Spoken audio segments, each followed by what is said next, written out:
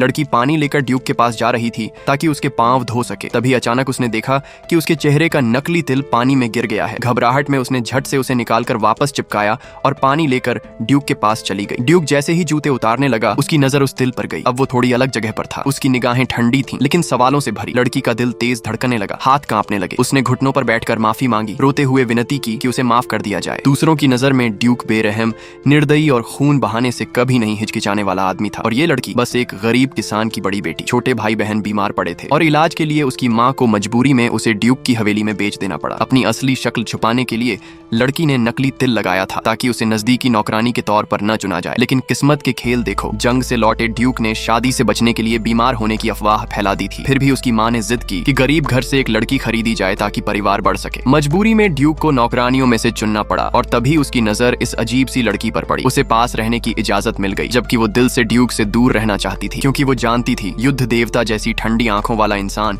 पल में जान ले सकता है। लेकिन कम उम्र होने के कारण उसने चुपचाप आदेश मान लिया। उसे एक कमरा दिया गया, नए कपड़े पहनाए गए और ड्यूक के कमरे की खिड़कियां दरवाजे साफ करने को कहा गया। ड्यूक चाय पी रहा था, तभी उसने उसे ऊंचाई पर चढ़ते देखा। कपड़े ठीक से बांधे नहीं थे और वो गिरने ही वाली थी। ड्यूक ने गुस्से में डांटा कि उसे तमीज नहीं है। लड़की ने कपड़े ठीक किए और माफी मांगी, समझाते हुए कि वो नई है और हवेली के नियम नहीं जानती। ड्यूक का गुस्सा और बढ़ गया। उसने उसे दीवार की तरफ खड़ा कर दिया और कहा कि इजाजत के बिना कहीं नहीं जाएगी। रात के खाने पर उसने नौकरों से उसके बारे में पूछा और उसे बुलवाया। लड़की ने बताया कि गाँव में वो दिन में सिर्फ एक बार दलिया खाती थी, 3 वक्त का खाना उसे कभी नसीब ही नहीं हुआ। ड्यूक ने उसकी हालत देख हैरानी से पूरा खाना उसे दे दिया और कहा कि आगे से वो जब चाहे रसोई से खा सकती है, बस बर्बाद न करे। लड़की ने सब कुछ ऐसे खाया जैसे बरसों से भूखी हो। ड्यूक चुपचाप देखता रहा। अगले दिन बाग में घास निकालते समय गलती से उसका फावड़ा सीधे ड्यूक के माथे पर जा लगा। डॉक्टर ने कहा चोट गहरी नहीं है, लेकिन गुस्से में ड्यूक ने उसे 2 दिन की छुट्टी दी कि अपने घर जाकर परिवार से मिल ले। पैसे लेकर उसने भाई बहन के लिए दवाइयां खरीदी